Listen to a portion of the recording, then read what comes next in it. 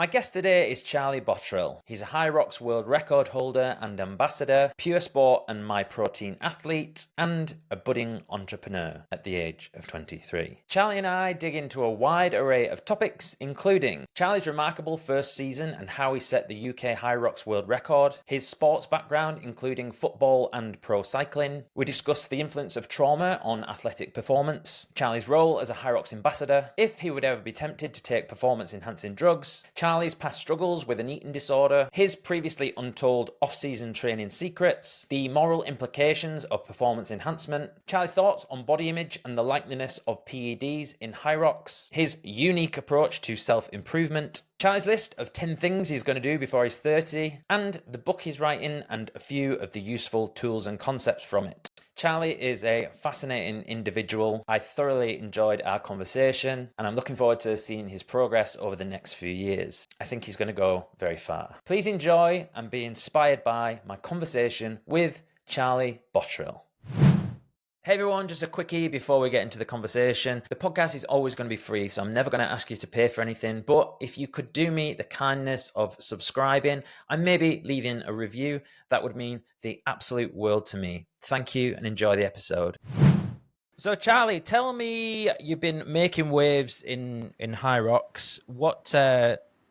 Talk me through what happened last season. From the beginning, or just a brief overview? So give me it all. I started my season last year in Birmingham in the men's pro, and I ran a 107 there, which at the time I was very happy with. Like 107 for my first pro race was like, I was really, really pleased with it. And also considering that I had a university project that day, so I woke up at about 6 a.m. to go and watch Hunter McIntyre and John Wynn do their doubles race. And I had to film a documentary on that. So I spent the rest of the day editing that. And then my race didn't actually start till about 9:10. So I got to the start line and I was just like trying to keep my eyes open at points, if I'm honest. So I did that. And then the next month I had London. And at the XL in London, I always do the Open because it was my first ever race there. I did the Open. And now, no matter where I get in the sport, I'm always going to do the Open at the XL just to compare like where I've come from at the start. So I did the Open there, ran a 59.07, and then I thought, oh, like I'm actually starting to like improve a bit here and really like push on. And then after that, a couple of people like reached out to me and sent me products and whatnot, and I started to get a bit like of notice essentially. And that's where I met George Wooten, who owns Theta, a clothing company. And he's helped me massively over the past 6 months. So that was the first time I met him. And then had a couple of months off, started training for an ultra marathon, a charity one that I ran in February. And then before that, I had Hyrox Manchester, where I ran a 58. Hyrox Vienna, which was like the European champs or the Open European champs, where I came second. I ran 58 again there, but the week before I dislocated my shoulder. So I led the race going into the wall balls, and that like it was playing football with my mates. So it was probably a bit of a stupid decision from me. So I was just like, my shoulder's going to give in on the wall balls. So I'll just try and have as much of a lead as possible going into the wall balls and just see how long my shoulder lasts. And it lasted about 3 reps, and I was like, oh dear, this isn't going to go well. So I came second in that, so I managed to scrape through, and then ran the ultramarathon in February for charity, which I was quite glad to get out of the way. And then what distance was that? It was just under 80k, so I think it was like 78.5k in total, but it was every Premier League stadium in London, and then finishing at Wembley Stadium for the Carabao Cup final. So that was just a bit of a charity thing that I was like, something to tick off while I live in London, just something to raise a bit of awareness and whatnot. But that was good fun. And then after that, I did Hyrox Copenhagen in the pro doubles with Jake Williamson. We ran a 51.51 there, I think, which at the time was like the second fastest ever behind Hunter and Sandy. And I think it's like the third fastest now.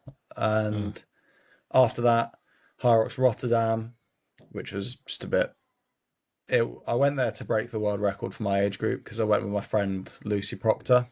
So we were both going to go there together and both break the age group world records in the same weekend at the same venue. She held up her part of the deal and broke the women's world record, and I struggled and didn't break the men's one. So that was a failed mission, but then I did a doubles with my friend Paul the next day, and that kind of made up for it because that was good fun.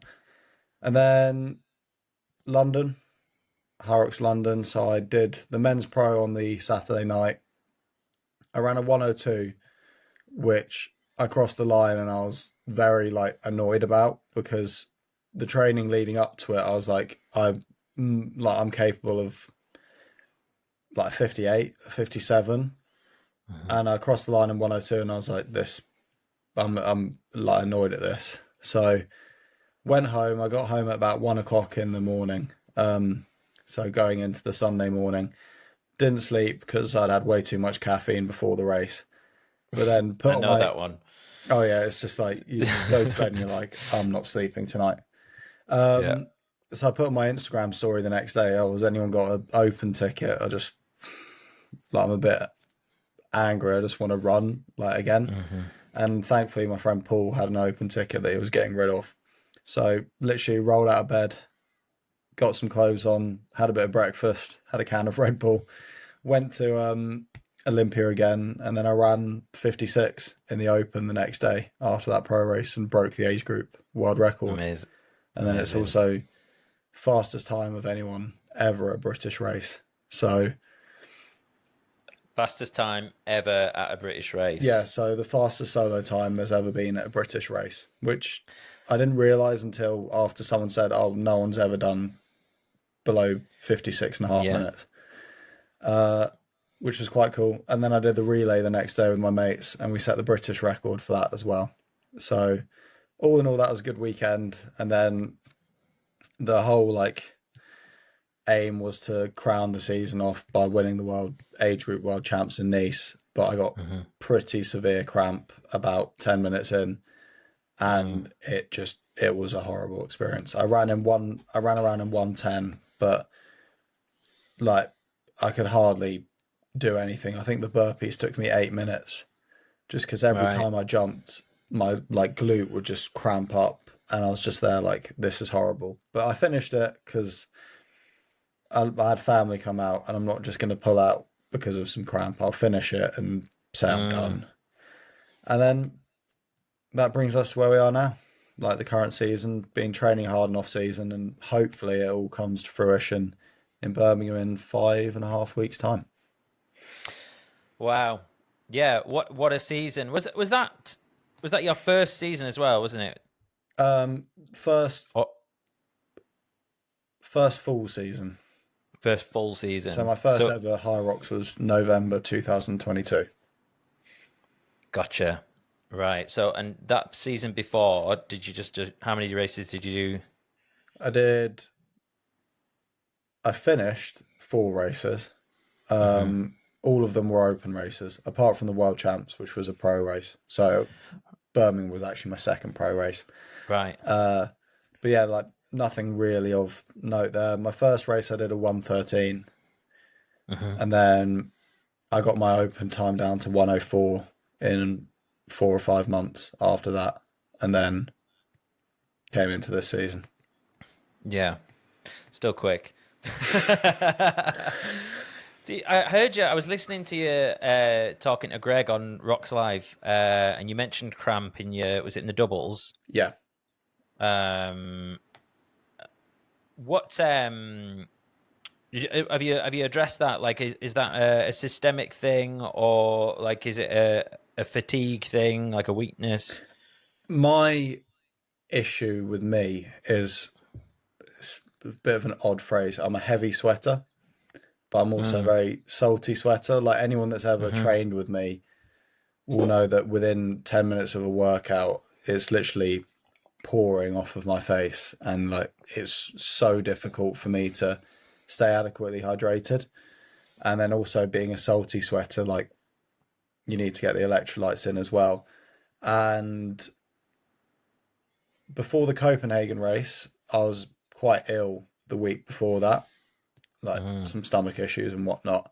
So I think I was a bit dehydrated going into it anyway. And then combine that with the fact that it's quite easy for me as an athlete to get dehydrated. It's probably my weakness. That kind of led to the cramp in my glute. And I think Nice was the same, but just in the fact that the venue was obscenely hot.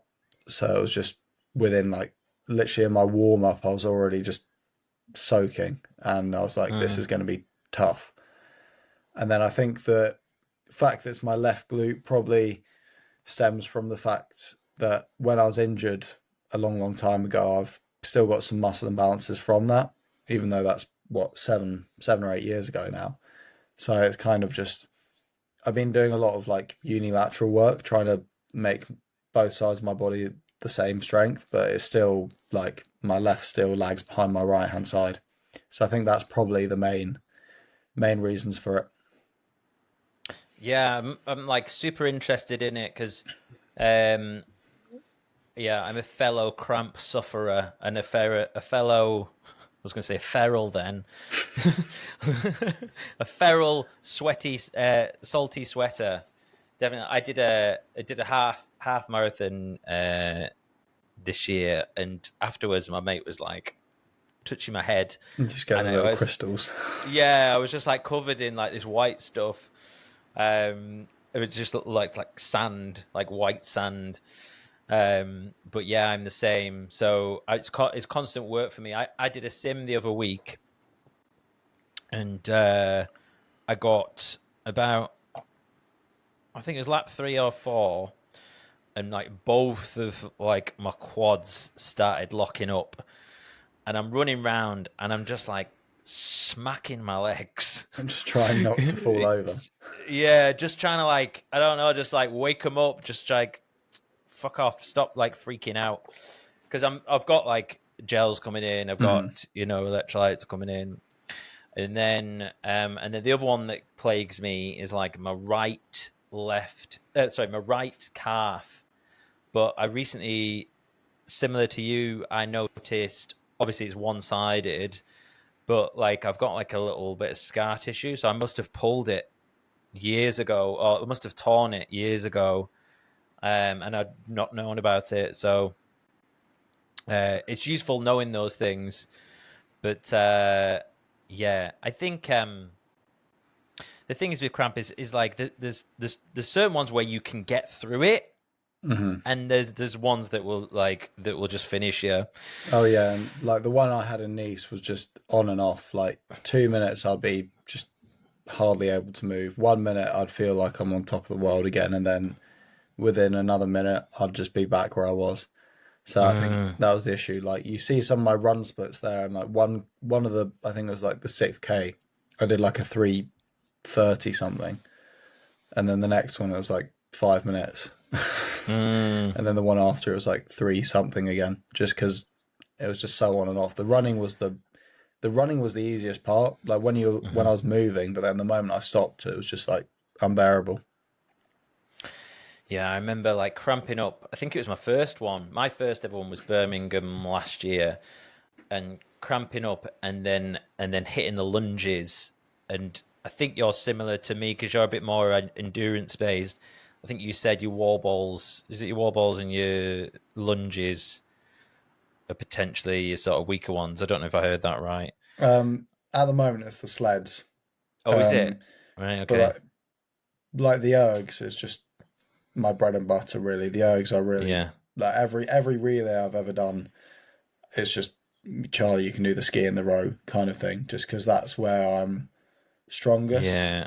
Just anything aerobic based, and then the more strength based it gets, the more I suffer. So, Mm. like the ergs. What's sorry.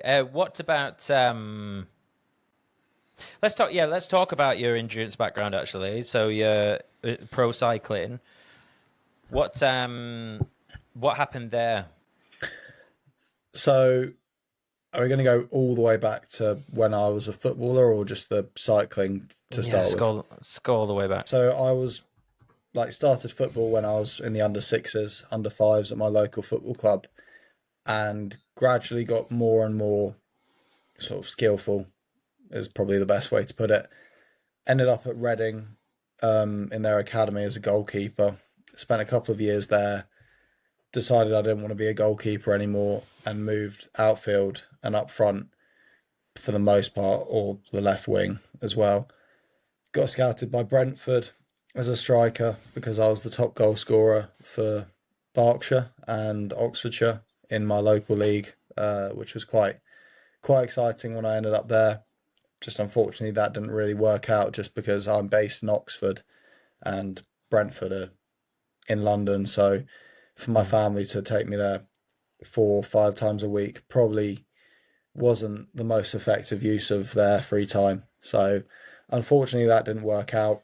And then still played at my club, but I got 2 pretty severe knee injuries. One was when I was probably about 11, playing in a cup game. I got the ball on the left wing. We were 4 or 5-0 up with literally 4 or 5 minutes to go. And one of the opposition defenders just came and 2-footed me, like crunching tackle, no desire to get the ball, straight into my left knee. I fractured my femur, separated my articular cartilage, tore my meniscus, strained my MCL, and developed osteochondritis dissecans. Bit of a mouthful. In my femur after that. Osteochondritis dissecans. Chondritis. Which, right. to put it simply, is because my articular cartilage separated, I didn't get any blood flow into my femur, and because I was 11 years old at the time, like that's when you're peak growing, so I wasn't getting any blood into my femur, so essentially my left femur stopped growing if like it was left. So when I had the operation, they had to, it's a bit gory, but they had to drill through the base of my femur, just loads of little holes, just to get blood flow back into it. Wow. So it was quite horrendous. But yeah, I had a 12 to 14 month rehab from that, came back and then just had a recurring injury. And the doctor was like, you can carry on playing after this surgery, but you'll just get injured again. And I was like, so just continually flare up within that area. Oh yeah, it was a case of just I'd keep on tearing things. Once you've torn it once, the chance of a recurring injury is like tenfold. So and then once you tear it again, tenfold after that, and it's just not really worth it, really. So you probably told me, but remind me, how old are you at this point? I think I was about 13 the first time I injured it, and 16 the second time I injured it. Right. Okay, so and then presumably you finished up football around the age of 16, is that right? Yeah, so finished up there and then got into cycling. Mainly, at first it was a form of rehab after my injuries, and then I was like, oh, my parents like cycling, they've always enjoyed it. And then I started it and I was like, oh, I'm actually I'm not bad at this either, and I enjoy it. So got into cycling a lot, started cycling loads, and then had a few issues, which I'm sure we'll talk about at some point. And then after all that, ended up racing in France. So 2020 happened, COVID, all of that jazz. And I was going to go to uni in September 2020 because I'd just finished sixth form then. I was the year where we never sat our A levels because of lockdowns and whatnot. And literally 2 weeks before I went out to uni, I got an offer from a domestic pro team in France saying, do you want to come and race for us next year? And I was like, yeah, I'll give it a shot. So end up in France, December 30th, 2020. Raced in France for the first 6 months of 2021, but just because it was just in and out of lockdown the whole time, just living on my own in a country where I don't know anyone, I was just like, nah, this isn't for me. I'm just going to go to uni instead. And then that's what I did and found Hyrox at uni. And if I'm honest, I couldn't be happier. So I'm glad I went out there, but I'm glad things ended up the way they did. Yeah. Which uni are you at? So I've just finished at UCFB. It's like a very small niche sports university in London. All right. Okay. Um, so have you graduated? Yeah. Well, I finished in May. I've got my results, but my graduation's not actually until December, Right. which I always is get mixed up. I have no idea where we're up to in like the year of like universities. I'm like, are they graduating at the moment? I don't know. oh yeah. So like pretty much all my friends at other universities have all graduated. Like they all graduate pretty much within like a month of when they hand Right. in their final results. But UCFB just do it a bit different, if I'm honest. Yeah. But you say you got your results. Yeah, How'd you get on? I got a first. So Oh, my amazing. dissertation was on a very, very niche topic, but I got 84.5 or 85% What on was it your in the end. dissertation on? Uh, to put it very, very simply, the link between Max Verstappen and the stock market. Between what? Max Verstappen and the stock market. So, Right. how his race results directly correlated with the value of the FWONA stock, which is sort of the main correlated stock with Liberty Media, who are the owners of Formula One. So essentially, Right. the bigger the gap that Max Verstappen had on the rest of the field, the lower the value of the stock. But then the Interesting. closer the gap, the more valuable the stock went. Right. Yeah. Very Very niche. niche. Very niche.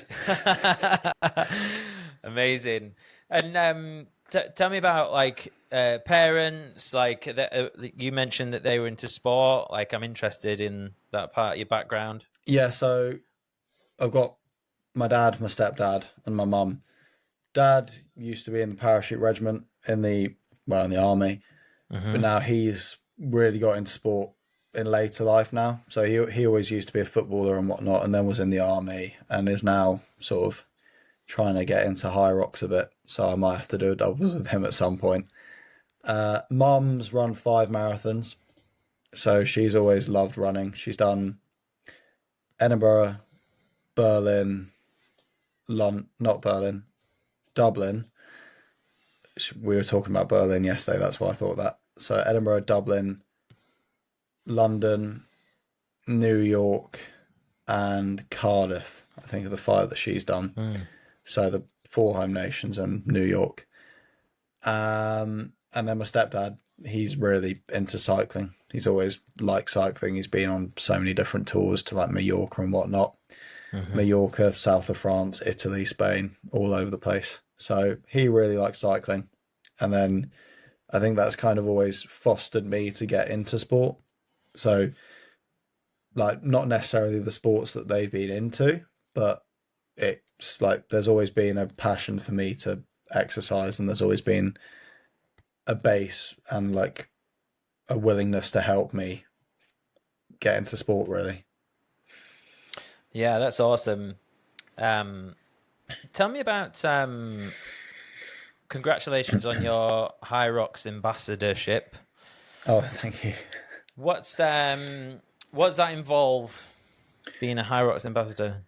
So it's essentially just being a positive representative of the sport as a whole and then helping out as and when they need me to. So, for instance, volunteering at events, but then also being there for the community. If someone has a question or a query, they can come to me and I can sort of help guide them on what's the best step to answer that question. And then it's essentially just that really, and making sure that the sport continues to grow. So obviously using any social media growth that I get positively promote the sport and get it to more eyes and help people and just in general just foster a good community element with it. And I think they've done quite well this year in getting the right people in Mm. because a lot of the people when we first met up as like an ambassador group I've never actually spoken to before. But then once you hear people's stories, their backgrounds, you've got a really good mix of people who have gone through like quite nice lives, and then some people who have gone through some pretty rough experiences in their life. And it's quite good to have that array of people because you can help more people at the end of the day. Yeah, for sure. So tell me about that. I know you've been open with your experience of eating disorder. Mm-hmm. Talk to me about that, like your journey with that and how you're managing it these days. So I'm trying to think of dates. So in 2018, after my knee injury, and then like before my cycling career really kicked off, I was quite heavily depressed because obviously I was playing football literally 7 days a week, most weeks, 6 or 7 days a week, like loving it. I'd go to school, I'd come home, I'd get changed, and I'd be playing football until 8 p.m. at night. Like that was all my life would be: school, football, homework, bed, school, football, homework, bed. Weekend playing 2 games for 2 different teams. Like I just loved it. Got injured, and then it all just stops like that. Like you go from every day to nothing. And at the time, for me, it was quite a big like outlet. Like I've never been someone who's just like miserable for the sake of being miserable. And it was always like just an outlet for me in sport. We all know like the endorphins and whatnot. So after that, I was kind of like just a bit lost. And it was my GCSEs, and I was like, I've not really got any control of my life at the moment. Like, I can't do what I've kind of wanted to do as a profession for the last 12 years. I can't do that anymore. So that's out the window. I've got GCSEs, which, yes, I can control how much I revise for them and whatnot.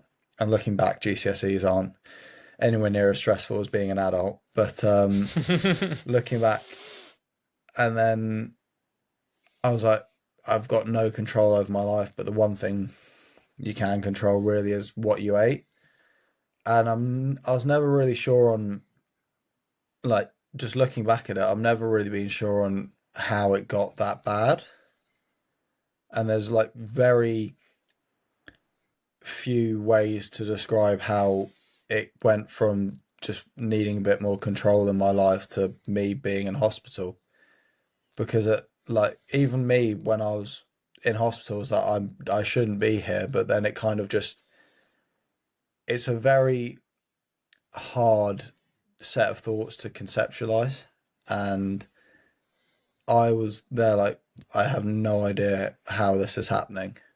And it kind of stuck with me throughout my whole cycling journey. And so from what, mid 2018 to 2021, I was struggling with it, like living a normal, well, somewhat normal life with it.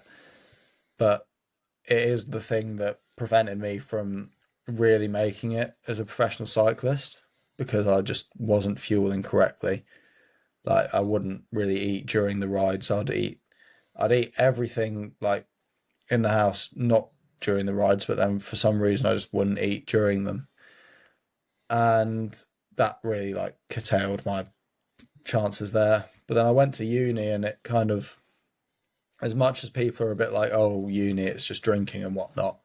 I didn't really drink at uni, but the just social bombardment you have actually helped me. And I just like everything just loosened off in my head because it was a brand new beginning with brand new people in a brand new place. And now I'm like fine is the best way to put it. Like I've Did so did that start when you were in France, or was it something that had already reared its head back home and you took over to France with you? so yeah, it was reared its head back home. So in 2018 was when it was really bad. Hospitalized, well, like in and out of hospital back end of 2018, early 2019. and then just almost live with it for the remaining what. And would you mind tapping into like some of like the details of like what like what's the process there? Like, are you like overeating, undereating? But like, what's So mine was anorexia, so hmm under eating essentially. So I went from hmm I don't like when I was a kid, I didn't really care about my weight. So I'd say I was probably when I was 16, I was probably 80 kilos. Like I was quite a big kid. hmm Like I've always naturally been a bit heavier. How I'm tall are you? 6 foot. Right. Well, just ever so slightly over 6 foot, just so I can claim that I'm over 6 foot. But no, I am like 6 foot and half an inch. But I've always been sort of a bit more built. Like it's been hmm quite easy for me to put on weight, which makes it a bit more difficult for me to take it off. But yeah, so it was in 2018 was when I first got severe anorexia, and then it never really like left, but it just changed into like disordered eating in general. So once I was cleared of anorexia, I just got like I just had a really disordered eating pattern. So like I just hardly eat during the day and then everything at night. And because I was exercising so much, that was like a ridiculous quantity of food. And I think when I got discharged, it was probably a bit too soon because, and I'm not gonna. There's some things that like probably I shouldn't say about the whole like eating disorder clinic and hmm whatnot about how they do things incorrectly. Just because it's probably just a bad personal experience, but it was very much like plugging the gaps in the problem and not fixing it in its entirety. It's kind of get it to a point where it's not going to continue getting worse, but then don't actually go the full way and resolve it and get you better. That's what I found at least. Like, Is this NHS, I presume? yeah, it was with the NHS, and obviously, like, they're probably not paid an incredible amount, and it's probably a very stressful job just having to deal with kids that are malnourished pretty much every day. But there was I some, think yeah, go on, yeah, sorry. I think with the like the NHS and like their whole system is kind of built around like to process people as quick as possible, isn't it? Mm, So I think of it with like the difference between like therapy that like good quality therapy that you paid for, psychotherapy, and like they go to the root cause versus um like CBT, yeah. where they basically patch you up, look at like the surface level stuff. What are the behaviors? How can we stop the behaviors? What are the habits that we can do? And it's kind of like, Mm, you're in and out in a few weeks, aren't you? yeah. But yeah, I think that's the downside of the NHS is, yeah, they don't really go as far as they should. Have you have you like had any like have you done any therapy like privately or anything since then to look at? No, like, I still have hmm my like not with like an eating disorder or anything, but I still have hmm like times where I'm quite depressed just in general. But hmm I've come to kind of accept that like I can deal with it now, and hmm there's always going to be people in a worse situation than me, and like I can deal with it personally. Like I know when I'm down or when I'm sad or when I'm depressed, like I've experienced it before. I know for the most part why I'll be like down. It would probably be something to do with my environment, like how much I've been sleeping, have I hmm spoken to anyone in the past 24 hours kind of thing.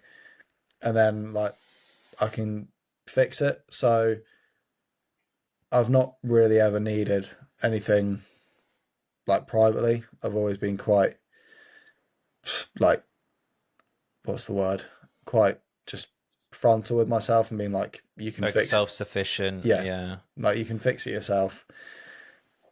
If you ever need it's there, but you've got the tools and resources and the know-how to just get through it yourself.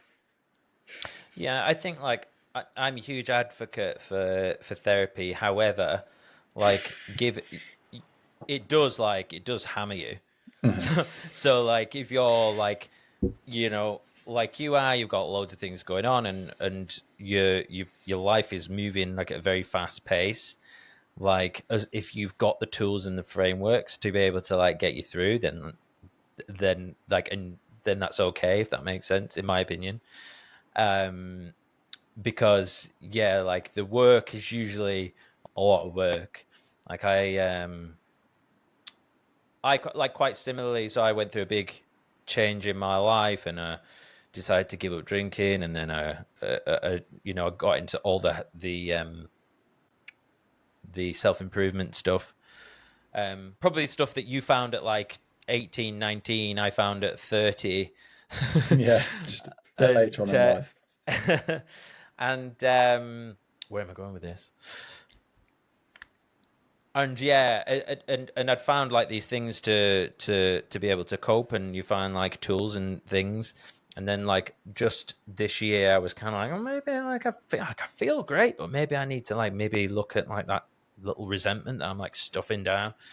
So I went to therapy, and I didn't think that there was anything going that much going on, but like once you start digging, um, You just find like a can of worms and just go down a little yeah, rabbit hole of everything that could possibly be going. Yeah.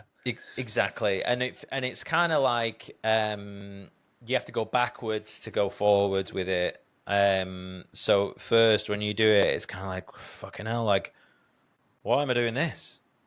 And like people are oh like how's the therapy going? I'm like don't know, it's kind of shit. Like Yeah, it's just like um literally just going over everything that has gone wrong. yeah, because you can like look at like so I was looking at like why I respond to certain things, like a certain parent might have like oh they did this and that means that they don't love me or whatever, and then I would look at it and then go well, actually I've just made that up, like not as like as in like it was just a figment of my imagination Yeah. and how I'd converted something that wasn't actually there. Hmm. So those things are good, but then sometimes you look at stuff and go, "Oh no, that was kind of shit," and I do have evidence for that. And then dealing with that is slightly different. Um, but yeah, it's like so interesting to hear like how much you like seem to know about yourself at such a young age. And please don't take me as like patronizing you, Oh no. young man, young man, you're doing so well. um, but yeah, it's awesome. One of the questions I was wondering about, so with the anorexia, like you went through a very stressful time with uh having to stop football, and then am I right? Like there was like COVID and those sort of things combined. Was it around then? Have I got that So right? it was between the two of them. Between the two of them, do you know like what like if there is any? Do you have any indicator of like why it was that particular kind of like negative behavior? Like why it didn't end up being something else? Like was there anything going on like with societal expectations around like weight and stuff? Do you think there was anything like that? Well, within the sport of cycling, there is a very it's kind of a bit of a taboo subject to talk about, but there is a very big issue in weight because obviously the lighter you are, the less weight you have to carry up a hill. And a Mm. lot of the biggest bike races in the world involve a lot of big hills. And there's like a very big issue that still needs to be resolved in that sport. And it's not just cycling, it's athletics as well. And no one really wants to be the one to talk about it because it's a bit of like a, oh, we shouldn't really talk about that subject. But at the end of the day, there's thousands of people like every year in the sport that will get injured or have to stop or retire or just break down and don't achieve their full potential because they're under eating, they're under fueling. I think it's Red S, so relative energy deficiency in sport is the sort of known name of it. Hmm. But if you're in a sport like that, where weight is already a factor that's pretty prevalent, no matter if you've got an eating disorder or not, people will still have behaviors of those who have eating disorders, but they won't actually have one. It's just the behavior is associated with the sport. Mm. So I think that probably was another factor that contributed to my issue being anorexia, like the control of it, but then also the fact that in that sport, if you're lighter, it's actually going to benefit you to a certain point, and if you do it Yeah. right. But a lot of Yeah. people, it goes over the point where being lighter will actually help you, and it will just ruin you. Yeah, because And they've depleted all the glycogen stores. yeah, and just like you just walk around like a zombie. Like you wake up, you're just tired. You train, you're tired. You go to bed, you're tired, but you don't sleep because you can't sleep because your body's got so much cortisol running through it that you just can't sleep. You wake up, you're still tired. Just like a cyclical nature, really. Do you think you're getting like addicted to that kind of feeling of being like running on adrenaline, or like you say, that cortisol? Like, is there something there as well? I think I've got quite an addictive personality in the fact that if I find something that I enjoy or want to be good at, I'll get good at it or I'll do it to like the nth degree. Like Hyrox, I did that, I found that, and I was like, right, I'm not gonna half-ass it. I'm just gonna go like balls to the wall and just try and get as good as possible. So I think that's like it is an issue that becomes prevalent in sort of endurance sports. Like you see the weight on the scale and it goes down, and then you're like, oh, I must be getting like fitter here because I'm going down. Oh, it's gone down again and again and again. Stops going down. Oh, why has it stopped going down? Oh, I should probably get rid of that. Down and down. So I think if you do an endurance sport, you've got to have an addictive personality anyway. Because like a lot of people, I'll just use cycling again because it's easier. A lot of people will wake up, like a lot of people who want to be pro cyclists or do well at it, they'll wake up at 6 a.m. on a Sunday morning. They'll look out the window, it's freezing cold and raining, and they'll be like, I've got to go out for a 4 hour bike ride. And it kind of takes an addictive personality in the sport to actually get out the Mm-hmm. door and do that. So I think when something comes up that an addictive personality attracts, it kind of festers inside of you. And then obviously the scales are the main thing in endurance sports. I've gone all over the place with that last couple of minutes. I'm sorry about that, but I No, hope I got the no, message across. not at all, mate. I think you were more on the fucking ball than I was. Um, yeah, mate, so interesting. I think you're so right as well. Like the endurance sport thing. Um, you know, or look at like anyone that's really got like the drive to do well in endurance sports usually have some sort of fucking chip on the shoulder. Oh, yeah. Um, I've got friends who are like really happy and at peace with their life. They're not running as fast as me Yeah. because like I don't know, and they're just like, oh, I'm just gonna do it to enjoy the race, and I'm like, oh yeah, me too. And then like a few weeks out, and then I'm like, okay, yeah, I'm gonna fucking go as fast as I can, and that's the like the other side of this where you've got that kind of like that insufficiency. There's something driving you. Hmm. I mean, my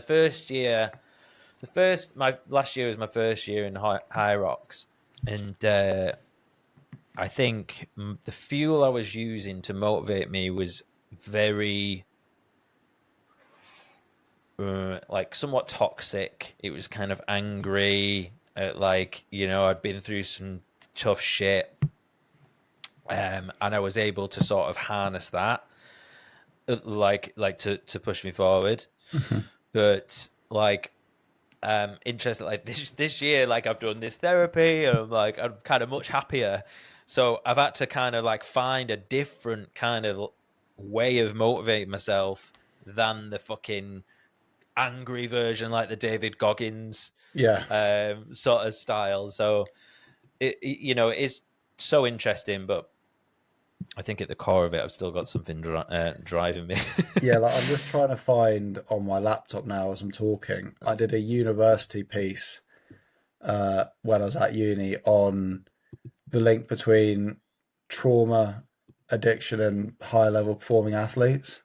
Oh wow! Um, I'm just going to try and find it here, and Yeah, please do. it's a very like when you dig into like the rabbit hole and like start actually like looking through like elite performers, they all have gone through some sort of trauma Mm-hmm. to get to that point. So I'm just trying to open the file now, just because I think it'll be a good addition. Yeah. So, for instance, in sport, we've got Nick Bear. Do you know him? Yeah, yeah. So Big he, jacked marathon guy. yeah. So he's doing a Hyrox, and he went through an eating disorder when he was younger as well. Fergus Crawley, do you know? Don't know. So he does some ridiculous challenges. Like he ran a 250-kilometer ultra marathon, like to the base of Ben Nevis. He's done like a 1,200 pound powerlifting total and a sub 12 hour Ironman in the same day. But Wow. he tried taking his own life when he was about my age. So he's been through that trauma. Mike Thompson. So I've spoken with Mike a couple of times. He's had cancer 4 times and has had like 75 different surgeries, but has Wow. still done an Ironman even after all of this. And Yeah. then Lionel Sanders, he was an alcohol addict when he was Mm-hmm. younger. And then even in like the sort of market leader world, there's Ben West, Elon Musk as well. I never actually Mm-hmm. wrote the piece on Elon Musk because it was all a bit convoluted and whatnot. But Mm-hmm. there is like a distinct connection between trauma and addiction and whatnot, and then people Mm-hmm. ending up as elite athletes. Yeah, definitely. I mean, yeah, it's such a good coping mechanism to get into sport. And I think as long as you're aware of like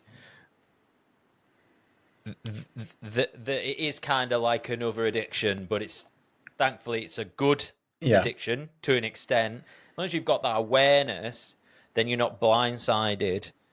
When all of a sudden, if something was to like, if you were to get injured or anything, that you need, that doesn't just knock you off your feet yeah, and you'd be like, oh, I've got no self worth and all the rest of it. So yeah, it's a very interesting topic. I wondered actually how, because Hyrox is a very interesting sport.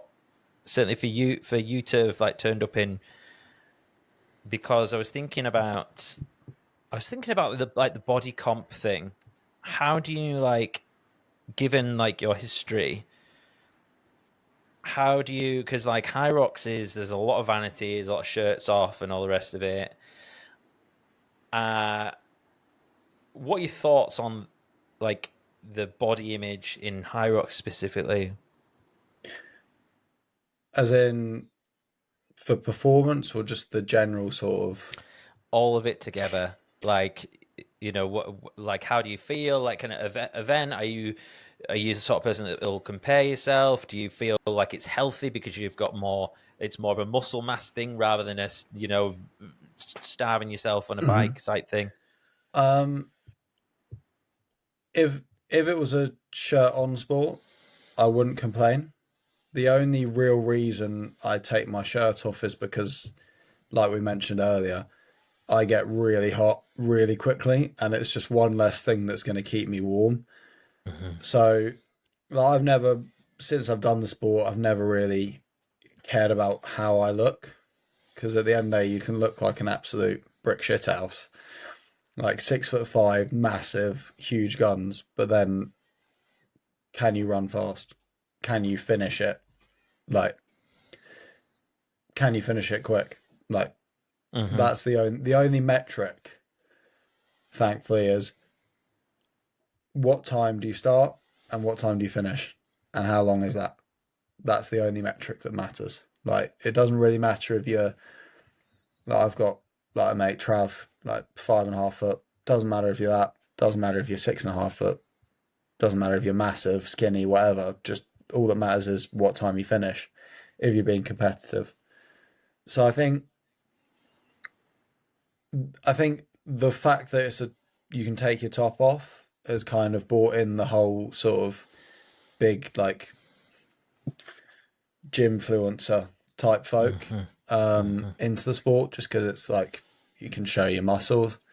But I don't really, I don't really pay too much attention to it. Like, if there's a massive guy, I'll be like, fair play, mate. You've worked hard, but then that's it. Like, Mm. and in terms of the actual fueling and whatnot, and how your body works with it, I think it's one of the best sports in the world. Just because you need to have some level of muscle mass, but then you also need to be cardiovascularly fit. And I can't remember what the study was, but there's a study where, like, if you weight train, it adds like 3 or 4 years onto your life, and then if you do cardiovascular exercise, it adds like 6 or 7. And the fact that you're getting two massive stimuli Hmm. from that one sport is brilliant, and it's a very accessible sport.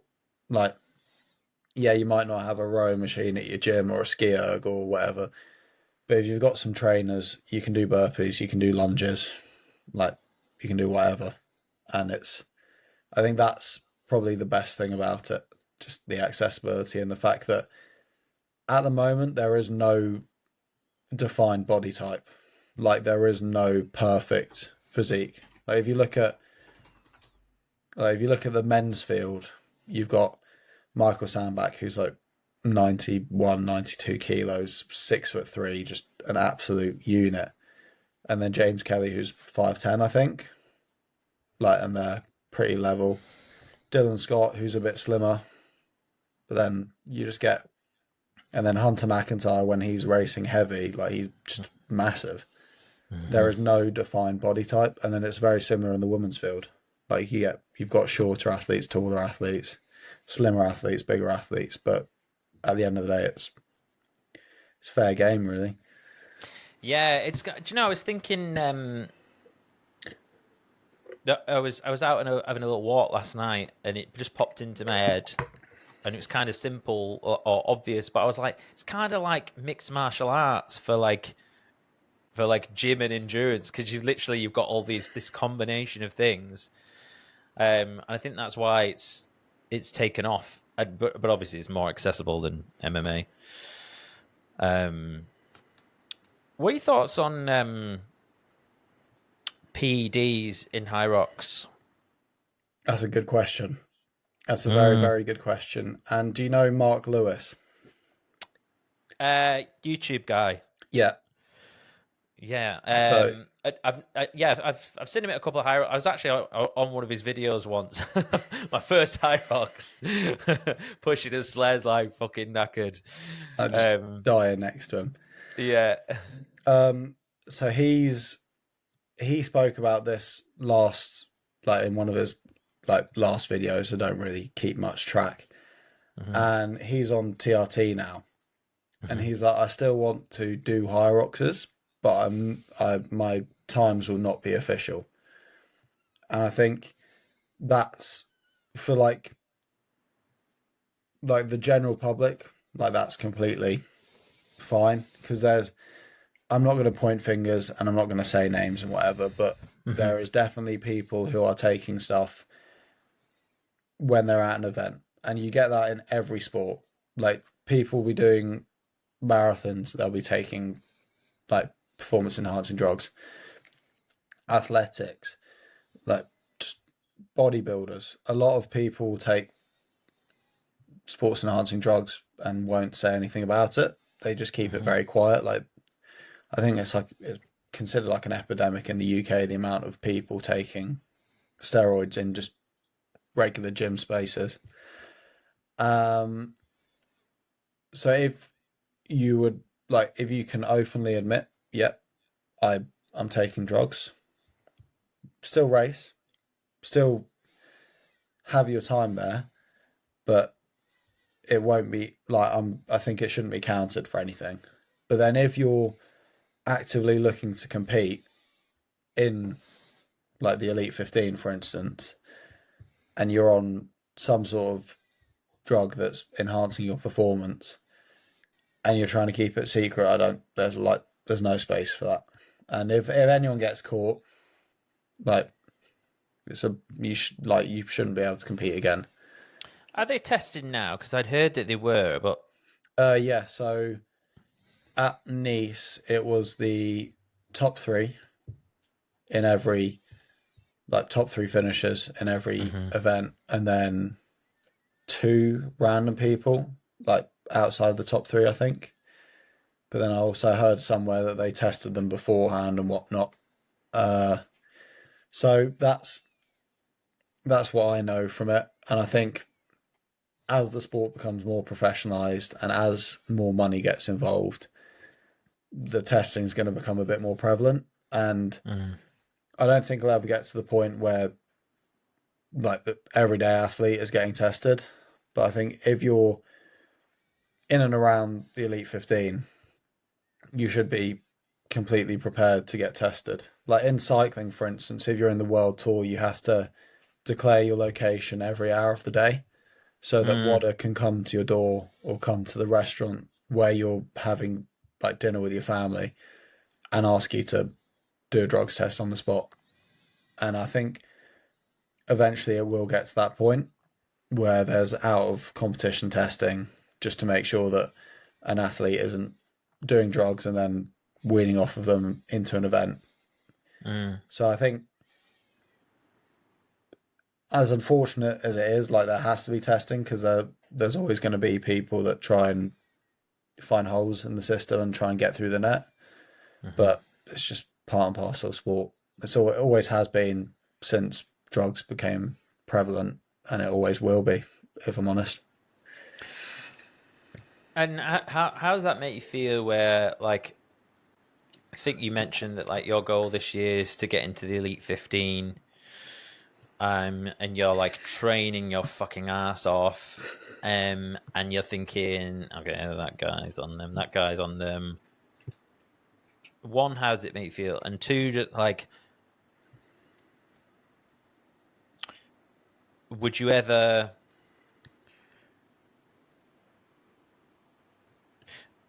would you ever be worried that you might be persuaded, or like what your thoughts about how you might cope with that feeling? Well, firstly, I don't think anyone's on drugs in the Elite Okay. 15. Okay. I've always maintained the fact you're innocent until proven guilty. Like, if someone's like absolutely like just sculpted, like ridiculously built, just looks like the most athletic person there is, and they've not been caught on drugs, then they're not on drugs. Like, they're just a hard worker. And there's some athletes, particularly in the women's field for some reason, who just get so much stick about, oh, you're taking this, oh, you're taking that, oh, like you're just on drugs. when at the end of the day, no one's been caught on the drugs, so they're not taking drugs, and like they've just worked hard. They just worked harder than that. And then in terms of me, I never really even think about it taking drugs. Like if someone offered them to me, I'd be like, not even necessarily for like the physical like benefits you get from them, but to take drugs and then compete against clean people and claim to be better than them, like morally is just completely incorrect. Like obviously physically it's like I just wouldn't take it anyway, but the morals behind it and the fact that you're claiming to be something you aren't, and if you're on drugs and you become the world champion whilst on drugs, it's a very, very hollow victory inside your own head. And I think it would feel more like a defeat than a victory if that happened to me. Mate, that's such a good point. You said it perfectly. Like, can you imagine that? I mean, I suppose maybe if you've got like psychopath fucking tendencies or whatever, Yeah. maybe you might not care. But like, yeah, it'd be like playing Monopoly and like cheating, and like, Yeah, it's like knowing you're going to win. Like, the whole point in sport is to compete, and like the whole process of getting to that point. But if you're like, well, it's like bringing a knife to a gunfight. Like, if you're just going to like beat everyone because you're on drugs and then claim that you're clean and whatnot, it's just like I personally, I know everyone's minds work differently. I couldn't do it. Like I'll just be stood on the top step. Like I know I shouldn't be here. I know I shouldn't be here. Everyone's behaving like I've like done something incredible. I just couldn't do it, if I'm honest. yeah, I believe you. You come across as very authentic. I think everyone who's listening would agree. So yeah, I believe you when you say that. Um, what have you been up to like on your off season? I know you did. Did you do the ultra in your off season? Um, what, the charity one? Yeah. No, that was in the middle of the season, Oh, which the was a middle bit of season. a bad decision. So I did Savage. Hyrox Manchester weekend off, Hyrox Vienna weekend off, Ultra. Ah, yeah, that's because. Okay, got you. Have you just been like working on your strength in the off season? Have you done much? Like, have you kept up your cardio? Like, what's it look like? I don't tend to talk about my training, Fair one. um, but I will.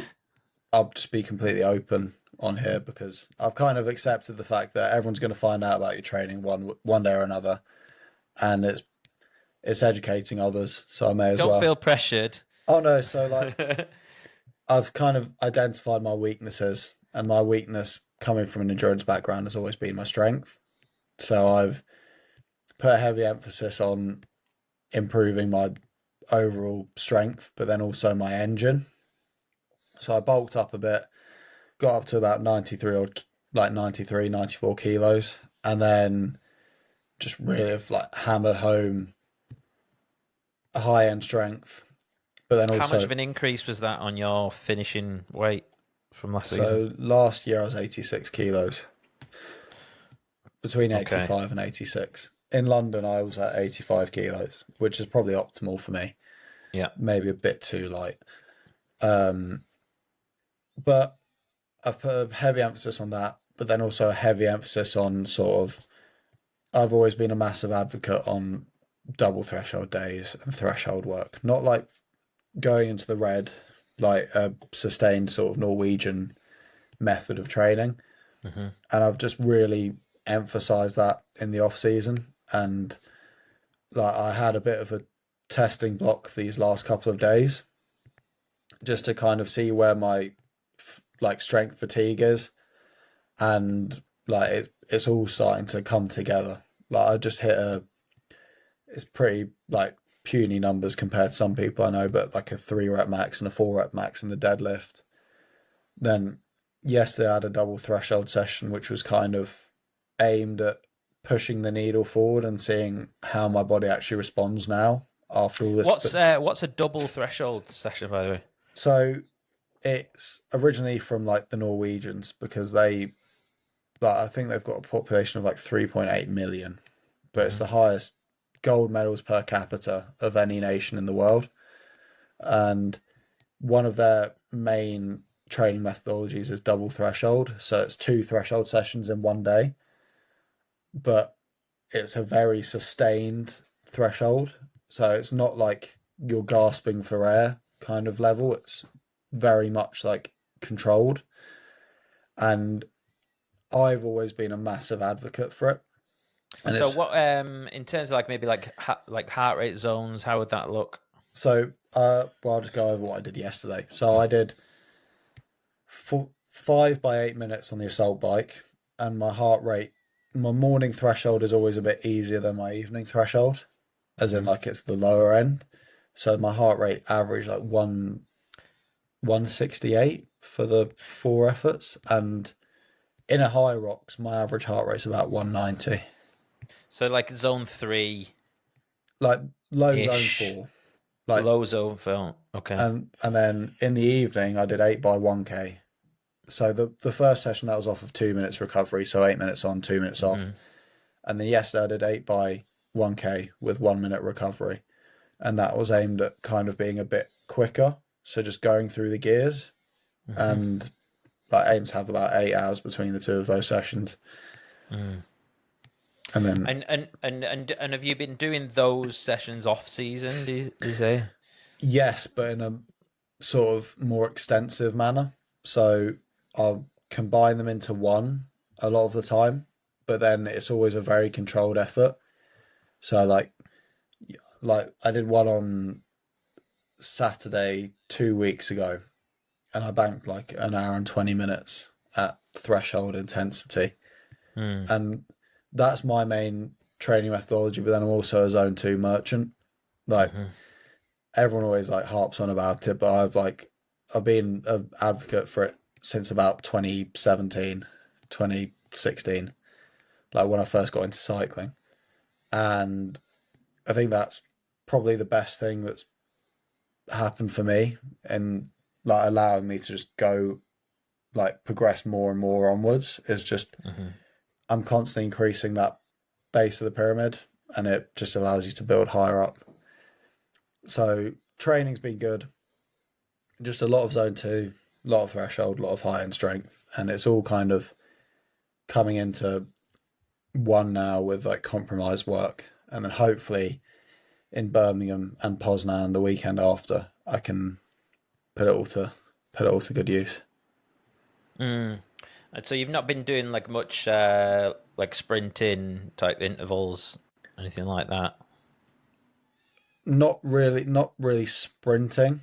Like I do strides at the end of a lot of my runs and whatnot, but I've done some efforts where it's like 2 minute efforts at like 3 minute Ks or under, which is like very anaerobic and like hard. But I never really do sprint efforts just because a max, like a 5 rep max on the deadlift is a very similar sort of energy system to sprinting. Like it's the sort of very short 3 to 10 second maximal load. So that's like where I get a lot of that sort of training intensity from. But sprinting, I might introduce it. Like if I start to plateau and it's never been something I've tried, I'll try it and see if it pushes me on forwards. But I've never really done sprinting. So interesting. And like, where have you like learned a lot of this stuff? Have you are you doing any coaching stuff or? Well, I'm a bit of a nerd, so that's probably the best. Like, I'll happily just sit down and watch like a 2 hour long YouTube video about how zone 4 training will change your life kind of thing. And I've always been like, I'm just always been passionate about it, like sport in general. And I just always want to learn about how I can get better than, but then how I can help get other people, like make them better athletes. So I've recently started coaching, and I've got a few athletes on board. And double threshold, for instance, one of my things, I'd only program that for like athletes who are really starting to want to push the needle. Because if you're like beginner or intermediate, it's probably a bit too much strain. Just because at points, like if you're, especially if you're doing it in a marathon block, like it can be like 30k, 32, 34k of running a day for the threshold day, and that's just quite a lot. Um, but yeah, I coach a bit. I've made quite a few training plans. I'm in the process of making more that are just cheap but designed just to mainly get people into sport and get people into coaching. And then I've got a long-term business desire that's kind of in the works to help get coaches in contact with clients as well. That's not really associated with me and my methodologies, but it's more helping other people both find coaches, but then also coaches find clients. Okay, so like a marketplace type thing, Yeah, or like so the clients will be able to trial out the coaches. If they like them, they can just go off my site, leave, and go and work one to one with them. interesting. That's cool. Sounds interesting. You were good enough to fill out my form when you booked. We booked this in, and one of the things you said, because I asked the question like, what would make this a good interview for you? You said, make sure that the stories I tell will make people think twice, question themselves, but more importantly, change. Double click on that for me. That so I handed in that questionnaire thing whilst I was like deep working on my book.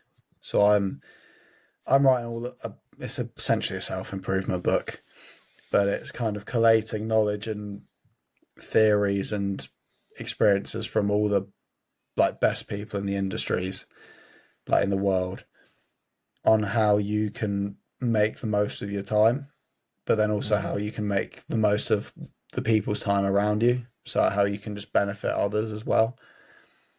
So it's a very sort of that phrase there that I just said, like in the questionnaire. It's very much like a lot of people aren't where they want to be because of things they can control, and we all have something that's holding us back that we might not know about, but that maybe if I said a sentence here that kind of makes you think, and then you kind of have a eureka moment like, oh my God, I've been doing this all wrong.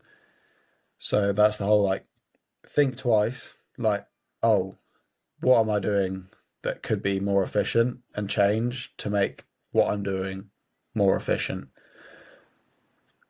So it's like, that's the main, that's the main goal I have now, is kind of just to make people change for good, like, and just improve themselves. It doesn't have to be like running the length of Africa or just doing stupid, ridiculous challenges like whatnot, but it could literally be just something that makes you want to get out of bed in the morning a bit more sprightfully, or just saves you 10 minutes of your day just to be more productive.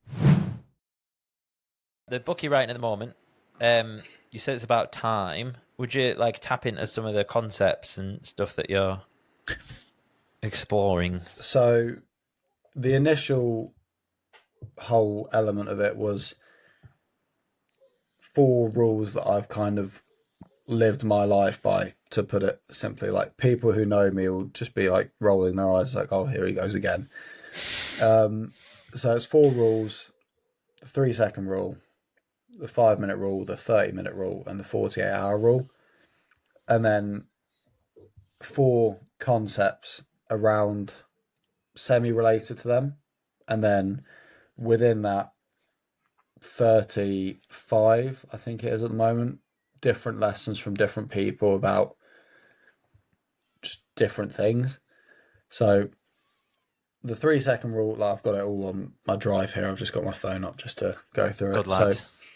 like it's just full of different things. Like it's just each one's just full of just countless different, Oh, look at this. Yeah, I love it, mate. all color coded. Fuck yeah. Sorry if anyone's listening. You can't see all the different color coded things. But yeah, so 3 second rule is like you count down from three and you do whatever it is, because it just eliminates time for you to question what could go wrong or what if. So that's a very, very basic description of it. But I don't know, you're at a bar or you're out somewhere and there's someone that you're really attracted to and you want to talk to them, but you're like, you, 3, 2, 1. Just eliminates any room for you to think otherwise. I have a little confession to make. I heard you talking about this on Greg's, and I heard the first one. And actually, this morning, I woke up and I was feeling a little bit tired, and I was kind of like, and then I went 3, 2, 1. Yeah, So I used it. Yeah, so I thought you might be happy to hear that. Obviously, it's not with everything. Like, Yeah. it's every rule is kind of to an extent, but it's kind of just it eliminates time for distraction and time to think otherwise. Yeah, so what are the other ones? 5 minutes, which is if you can do something in 5 minutes that you've been putting off, just do it now. And that's about a whole sort of like consistency compounds concept. So if you do that for an hour, you've done 12 things that you've been putting off. So for instance, like this shelf here of I've been needing to dust it because there's dust on like the different units. That'll take me less than 5 minutes, but it's something that's been needing to be done. So I'll just do it. And then it goes a lot more nuanced than that. And then different lessons come in and how it's benefited like the best people in the world. 30 minutes, which is if, to an extent, if something like shitty happens to you in your life that pisses you off, fucks you over, whatnot, be sad, mopey, in a shit mood because of it for 30 minutes. But then once 30 minutes has happened, like, you can't change it. Stop being a moody little shit and move on. So it's like, I'm trying to think of a personal experience where I've used this that's not too personal. But it's like you're driving your car and someone like pulls out, delays everyone and makes you late for work. Don't spend the whole rest of the day pissed off at that one person for delaying your day. Like, be annoyed about it for 30 minutes, but then at the end of the day, you can't change it. It's happened. Obviously, like, if a relative passes away or something, you don't use the 30-minute rule. Grieve for your relative kind of thing. But if, like, someone annoys you, someone upsets you, something happens that's out of your control that, like, makes issue, just don't let it spill over into other elements of your day, because otherwise you'll just have a shit day. And like, yeah, what I'm thinking as well is like I'm trying to think of like what would work for me in that, and it's like I think one of those things you're kind of looking to reduce it by like a considerable amount. So if you said I suppose if you were like, if it's something that might ruin your day, let's say that's 7 hours, so that's 14 or whatever. So you could divide that by 14 and then go, right, okay, so rather than it taking a whole day for me to get over, I'm going to schedule the next 30 minutes to allow myself to feel this, and then I'm going to move on. I keep what came to mind for me was like, I don't know, like, are you single? Are you got Mrs.? I'm very single, yeah. Same. So, like, you know, if you're like, it's, I don't know, if you're like maybe talking to a lass and like it's going quite well, and then you just get blindsided and they fuck you off. let's say it's not like a long-term thing, so you've only been chatting for whatever, and then you get that feeling in your stomach and like it's kind of like horrible. Like I think that would be a good one. Like if it's only been like a short amount of time, just like 30 minutes, and then we move on. That's one of the personal experiences that I was going to Is not it? go over, but yeah, something like that happened. It was a bit more. It was a bit more than a few weeks talking, but I kind of used the rule there, and everyone was like, "You're a bit psychopathic for using the rule there," and I was like, "Makes me get over it quicker." Yeah, it's like I suppose it's how much grief does this person like deserve from me? And if you're like, yeah, fucking hell, she meant so much to me or whatever, then all right, maybe I'm gonna spend a bit more time of it. Yeah. But if it's like, well, we weren't talking that long, and yeah, I'm not gonna let it ruin my life, then. And I think and as well with like getting over relationships, certainly if you're the one that's been hurt, I don't know, like you don't want to let that like fuck you up and Oh yeah. like negatively affect you like anymore. So interesting, mate. I'm like, honestly, if I just the your output at your age is astounding. So I just wanted to say, like, honestly, like it's so inspiring. And like I hope there's like other like lads your age or a bit younger or lasses that will take something from this. You said on Greg's podcast as well that there were these 10 things that you wrote down that you wanted to do when you got to uni. This was quite a catalytic moment for you. Is that correct? Oh yeah. Right. So I'll get my phone out again. So on. You said you weren't going to share all of them, so I won't push you on that. But if there's anything on there, I was So interested to know. so on my 20th birthday, I wrote a list of 10 things that I wanted to do by my 30th birthday, and I set a timer, and I'm not sure if you can see that. There's 2,549 days left Fuck yes. of the time before the day is what it's stated as. Is that just on an iPhone timer? It's an app. Okay. The app's called. What is the app called? I can't even. I've clicked on the app, but it doesn't even tell you what the app's actually called. That's a really Pretty Progress is what the app is called. Pretty Progress. Not sure why it's called that, but Are that's you familiar with? I think it's the Bill Gates quote. Are you familiar with that one? which one? I think it relates to that. I think it's we underestimate what we can get done in a year, but we overestimate what we can get done in 12 months, but we underestimate what we can get done in 10 years. Yeah, And that's such a good one. yeah. Sorry, go on. Oh yeah. Well, just things on the list. It's kind of very much like one of them was get 2 books published, and then there was another one which was sort of 3 different things in one. Do an Ironman, run 100k, and climb Kilimanjaro. That's another 3, all like physical challenges. And then there's one about retiring my family by 30. So make sure that my parents are all retired and can go and do what old people do. Don't really know what old people do, but just go and retire and live the rest of their life happy. And then the last one I'll share is to dive with a whale shark and or a manta ray, because they're my 2 favorite animals. So that's like I've always said, if life ever went wrong, I'll just go out to like the Maldives or something, and then just just become a scuba diving instructor and just dive with the like the sharks and whatnot. Have you ever done any scuba diving? Never. Yeah, But it's my it's one thing I'd love to do. Just be with like a whale shark. As sad as that sounds.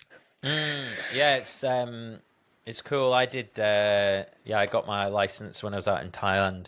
Oh wow! So I've done a little bit. I did a little bit of that. I swam with a manta ray.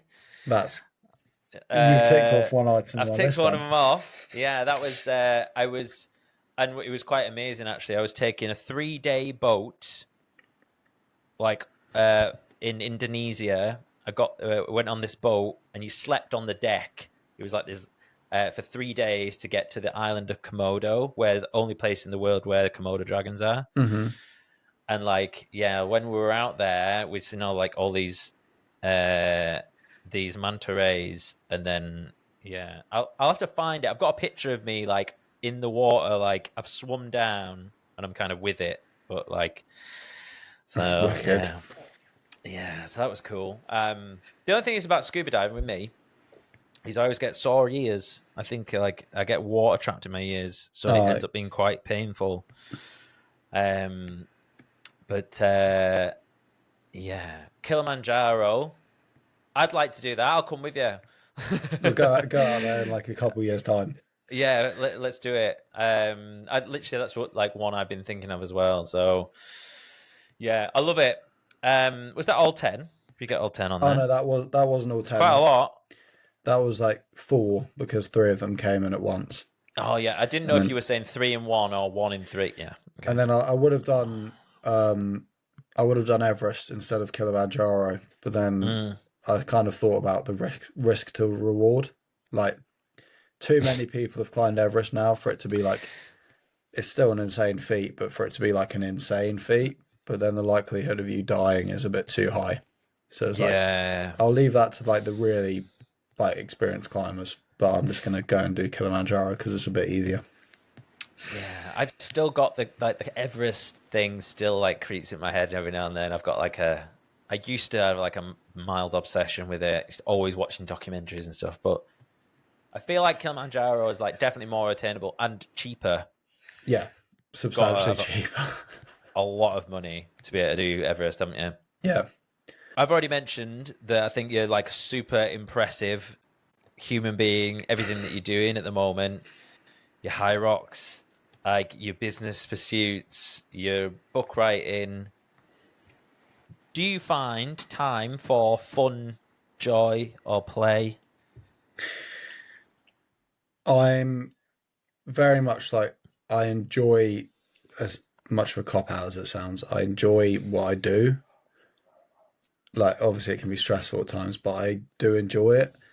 But then in terms of going out and whatnot, I like when I was at uni, I never went clubbing. I've never been clubbing, and I'm very much sort of, I can go out for a drink with my mates, but I prefer just to be, my switching off and having fun is just being in like with people or helping people or interacting or just pursuing something. Like, I don't play Xbox anymore. Like, I used to when I was a kid, but I haven't played it since 2022 probably.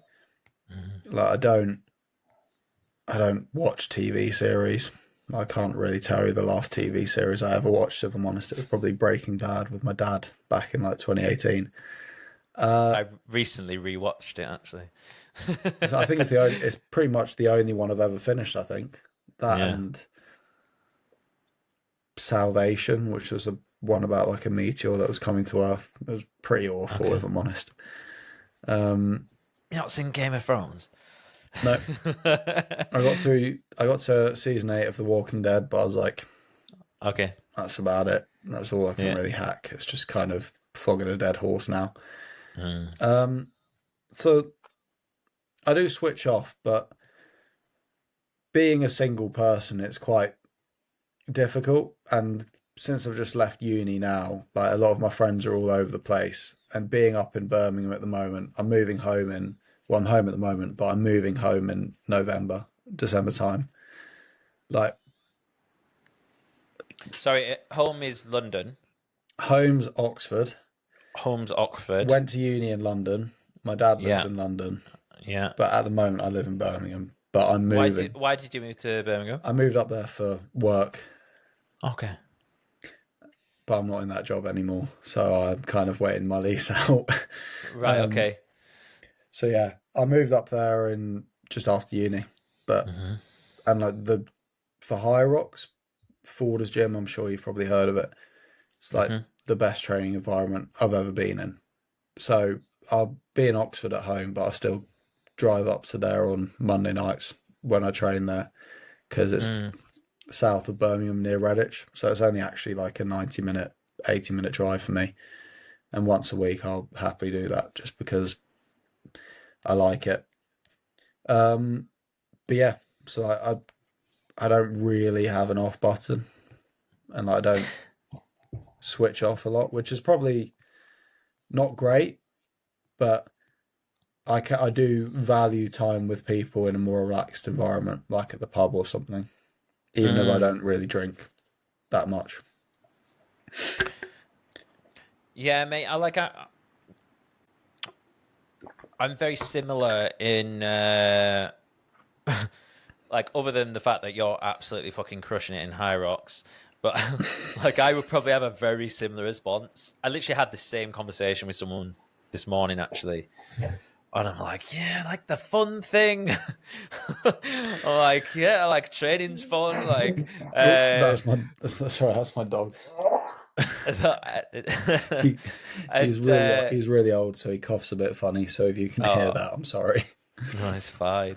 But yeah, but I think there's like, if you do find it's fun, then that's great. Like, have you come across Alex Hormozy? Oh, I love him.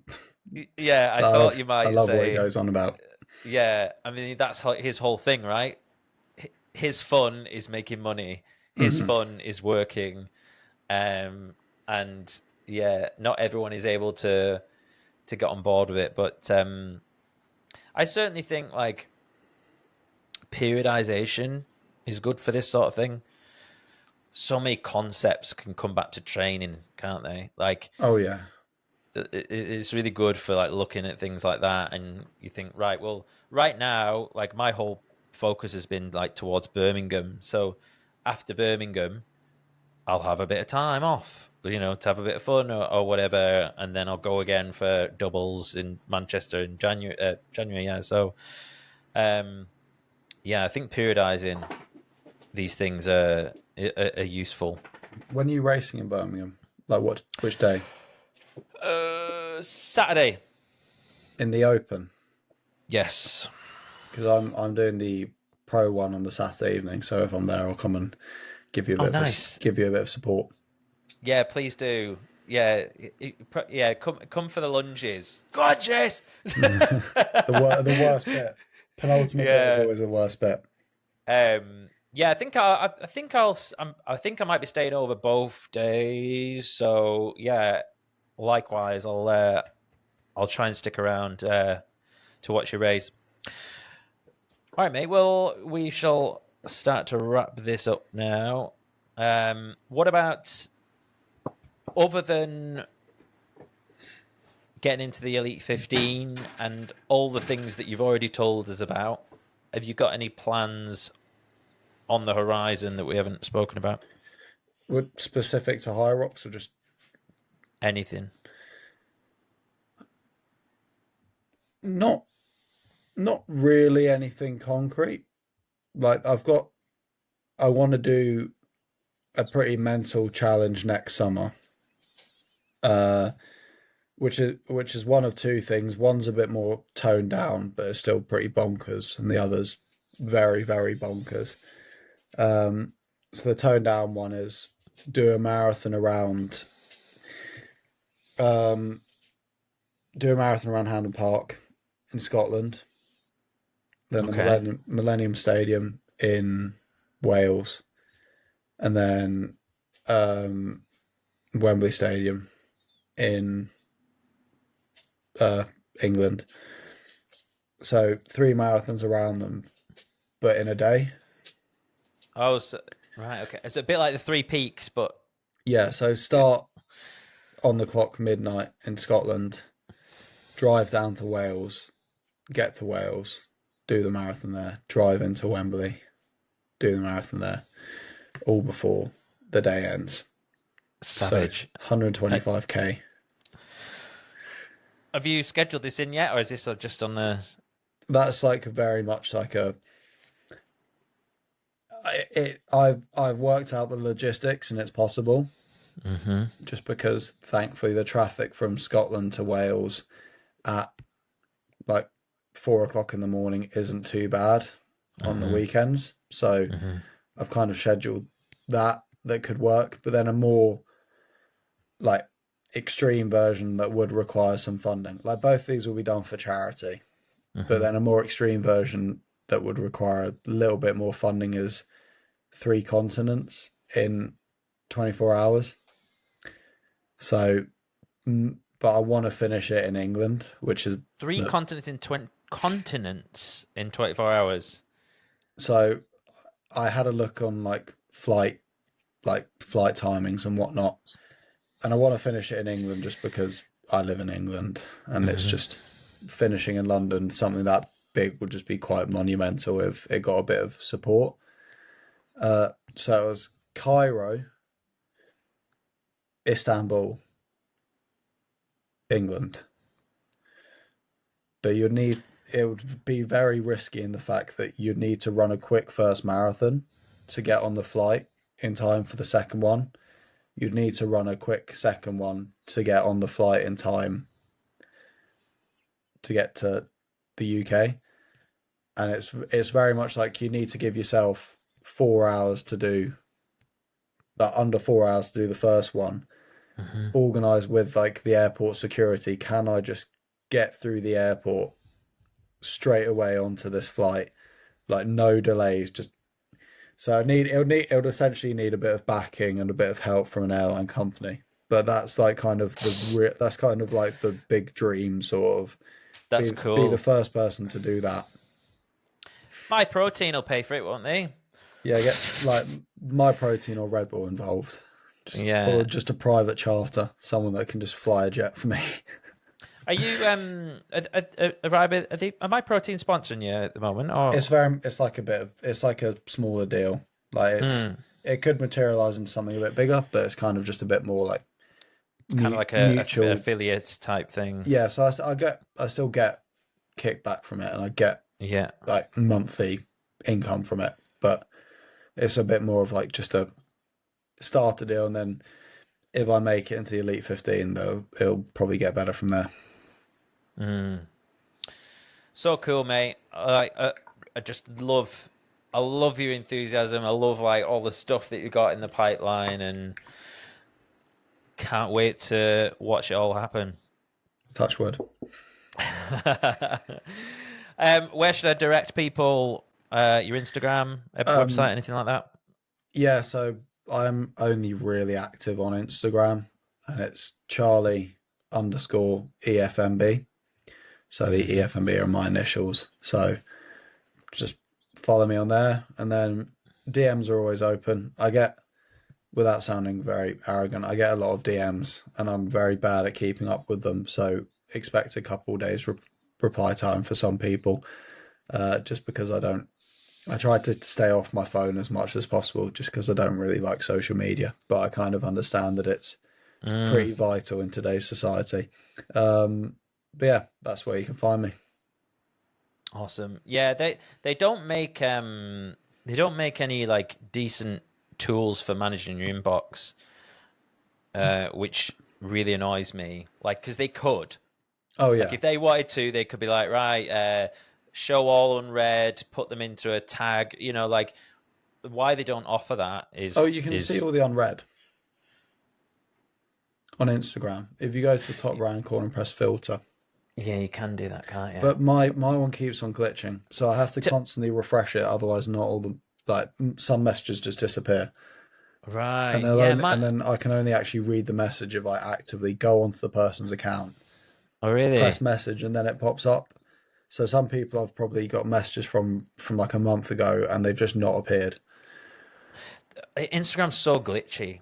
I always get issues when I'm creating reels, or like there's always something where it just like freaks out.